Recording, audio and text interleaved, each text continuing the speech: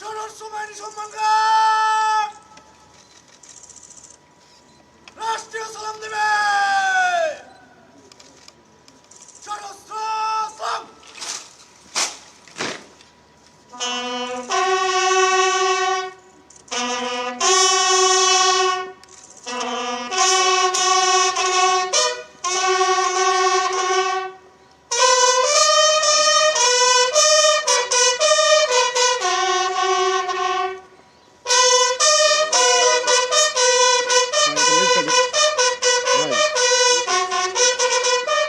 Están pasaron, pasaron.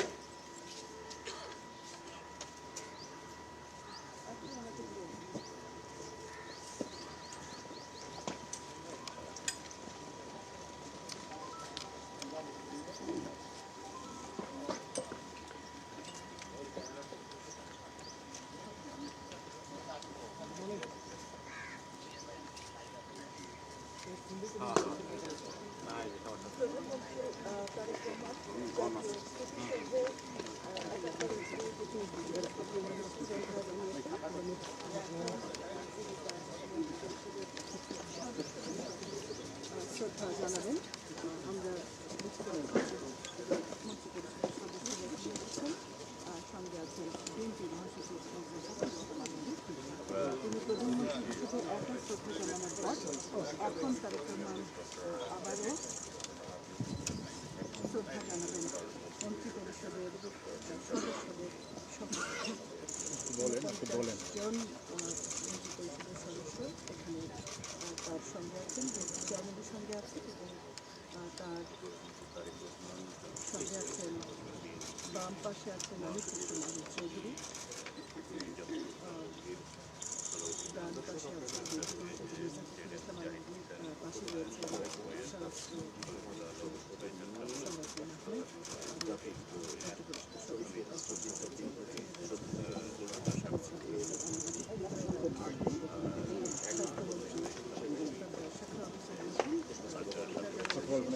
সেসব CNG পরিষদের এখন তারা এখান থেকে রওনা হচ্ছেন। এখান থেকে এর পরপরই মাননীয় প্রধানমন্ত্রী যাবেন জিয়া উদ্যানে, যেখানে শহীদ প্রেসিডেন্ট জিয়া উদ্যান এবং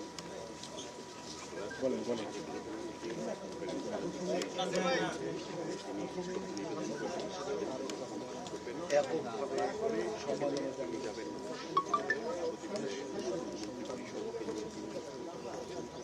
তাদেরকে শ্রদ্ধা ভরে তিনি সেখানে এই সময় দাঁড়িয়ে থাকেন, স্মরণ করে এই সময় বীর বলে করুণ সুর বেজে ওঠে। এরপরে প্রধানমন্ত্রী তারেক রহমান তার নতুন মন্ত্রিসভার সদস্যদেরকে সঙ্গে নিয়ে দ্বিতীয়বার একসঙ্গে আবার তিনি পুষ্পস্তবক অর্পণ করেন। এখন তিনি দেখছেন যে সামরিক বাহিনীর বিভিন্ন ঊর্ধ্বতন কর্মকর্তাদের সঙ্গে তারেক রহমান কুশল বিনিময় করছেন, অভিবাদন জানাচ্ছেন তাকে এবং তিনিও হাত নেড়ে শুভেচ্ছা জানাচ্ছেন, তিনি শুভেচ্ছা গ্রহণ করছেন। প্রথমে তারেক রহমান ঠিক 11টা বাজার সঙ্গে সঙ্গে প্রধানমন্ত্রী হিসেবে তিনি এককভাবে জাতির শ্রেষ্ঠ সন্তানদেরকে এই সাভারের স্মৃতিসৌধে তিনি পুষ্পস্তবক অর্পণ করে তিনি প্রথমে শ্রদ্ধা জানান। এরপরে তিনি তার মন্ত্রিসভার সদস্যদেরকে নিয়ে দ্বিতীয়বার আবার এই জাতির শ্রেষ্ঠ সন্তানদেরকে শ্রদ্ধা ভরে স্মরণ করেন। এরপরে প্রধানমন্ত্রী এখানে আগত সামরিক বাহিনীর ঊর্ধ্বতন কর্মকর্তাদের সঙ্গে শুভেচ্ছা বিনিময় করেন, তাদের সঙ্গে তিনি কথা বলেন এবং তাদের অভিবাদন গ্রহণ করেন। এবং এই সকাল থেকেই আমরা দেখছিলাম যে প্রধানমন্ত্রীর আগমন উপলক্ষে এখানে সকাল থেকেই নিশ্ছিদ্র নিরাপত্তা বলয় গড়ে তোলা হয় এবং 11টার আগেই মন্ত্রিসভার সদস্য হিসেবে যারা প্রধানমন্ত্রী এবং প্রতিমন্ত্রী হিসেবে যারা শপথ নিয়েছেন তারা আরও আগে থেকে এসে এখানে অবস্থান গ্রহণ করেছিলেন। এখানে প্রধানমন্ত্রীর পক্ষ থেকে প্রথমে তারেক রহমান নিজে এককভাবে শ্রদ্ধা নিবেদন করেন। তার শ্রদ্ধা নিবেদন শেষ হলে প্রধানমন্ত্রী তাদেরকে সঙ্গে নিয়ে যারা মন্ত্রী হিসেবে শপথ নিয়েছেন সেই মন্ত্রিসভার সদস্যদেরকে নিয়ে তিনি দ্বিতীয়বারের মতো আবার পুষ্পস্তবক অর্পণ করেন। তার গতকালকে প্রধানমন্ত্রী হিসেবে শপথ নেওয়ার পর আজকেই মূলত একেবারে পুরো দমে বলা চলে মন্ত্রী পরিষদের এক ব্যস্ত সময় শুরু হয়েছে। আজকে তিনি এখানে পুষ্পস্তবক অর্পণের মধ্য দিয়ে একটু পরে তিনি আবার যাবেন রাজধানীর যেখানে তা যাবেন প্রয়াত রাষ্ট্রপতি জিয়াউর রহমানের কবর জিয়ারত করবেন। বেগম খালেদা জিয়া বিএনপির সাবেক চেয়ারপারসন, তার কবর জিয়ারত করার মধ্য দিয়ে সেখান থেকে তিনি আবার চলে যাবেন সচিবালয়ে, সেখানে ক্যাবিনেটের সভা রয়েছে, সেটি শেষ করে বলা চলে যে একেবারে আমরা দেখছিলাম যে প্রধানমন্ত্রী হিসেবে তিনি শপথ নেওয়ার পর একেবারে সকাল থেকে আজকে যখন আমাদের কাছে প্রধানমন্ত্রীর দপ্তর থেকে পাঠানো হয়েছিল যে তিনি আজকে সাভারের জাতীয় স্মৃতিসৌধে জাতির শ্রেষ্ঠ সন্তানদেরকে শ্রদ্ধা জানাবেন, তো সকাল থেকে আসলে সাভারের এই অঞ্চলটিতে নিশ্ছিদ্র নিরাপত্তা বলয় গড়ে তোলা হয় কয়েক স্তরের নিরাপত্তা ভেদ করে। তারপরে সেখানে সকাল থেকে মন্ত্রিসভার অন্যান্য সদস্যরা যারা গতকালই শপথ নিয়েছেন তারাও কিন্তু আজকে এখানে এসেছেন, প্রধানমন্ত্রীর সঙ্গে পুষ্পস্তবক অর্পণ করেছেন জাতির শ্রেষ্ঠ সন্তানদের। এই সামনে আমরা দেখতে পাচ্ছি যে মন্ত্রিসভার বেশ কিছু সদস্য রয়েছে যাদেরকে গণমাধ্যম কর্মীরা তাদের প্রতিক্রিয়া নেওয়ার জন্য তাদের পরিকল্পনা জানার চেষ্টা করছেন। যদি আমরা সক্ষম হই তাহলে সেখানে যে মন্ত্রিসভার সদস্যরা রয়েছেন কয়েকজন, আমরা তাদের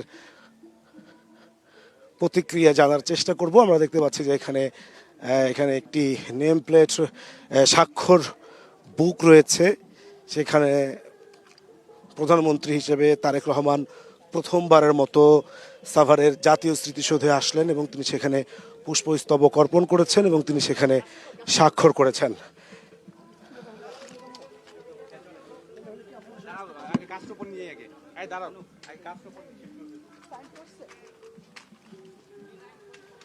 এই মুহূর্তে এখানে যেই কার্যক্রম আমরা দেখতে পাচ্ছি বলা চলে এক ধরনের আনুষ্ঠানিকতা, গণমাধ্যম কর্মীদেরকে নির্দিষ্ট একটি জায়গায় সেখানে আটকে রাখা হয়েছে, সামনের দিকে যাওয়ার আসলে সুযোগ নেই রাষ্ট্রীয় নিরাপত্তার জন্য।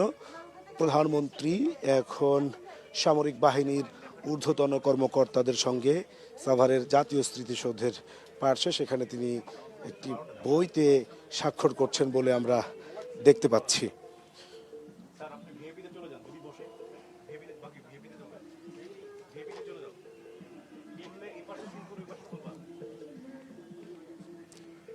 প্রধানমন্ত্রী হিসেবে গতকাল শপথ নেওয়ার পর প্রথমবারের মতো তার মন্ত্রিসভার সদস্যদেরকে নিয়ে সাভারের জাতীয় স্মৃতিসৌধে জাতির শ্রেষ্ঠ সন্তানদের সম্মান জানালেন প্রধানমন্ত্রী তারেক রহমান।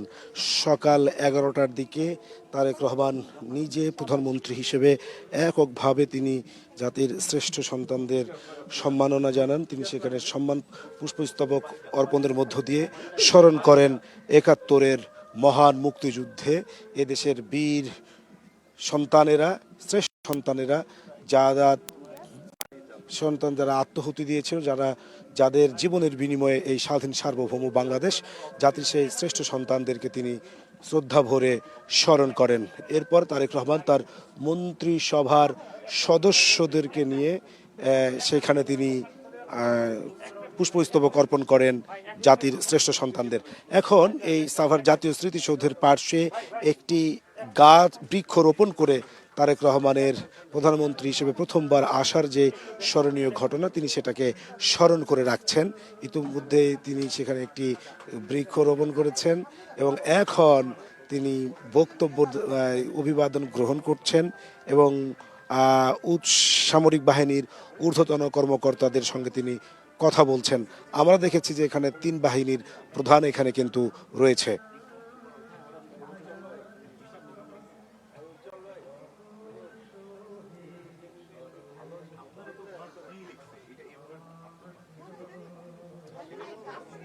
প্রধানমন্ত্রী হিসেবে শপথ নেওয়ার পর প্রথমবারের মতো সাভারের জাতীয় স্মৃতিসৌধে প্রধানমন্ত্রী তারেক রহমান শ্রদ্ধা নিবেদন করেছেন। সকাল 11টার দিকে প্রধানমন্ত্রী হিসেবে তিনি এককভাবে প্রথমে শ্রদ্ধা নিবেদন করেন। এরপরে তার শপথ নেওয়া যে মন্ত্রী পরিষদ রয়েছে, যারা শপথ নিয়েছেন বিভিন্ন মন্ত্রণালয়ের মন্ত্রী প্রতিমন্ত্রী হিসেবে, তাদেরকে সঙ্গে নিয়ে তিনি জাতির শ্রেষ্ঠ সন্তানদেরকে স্মরণ করেন।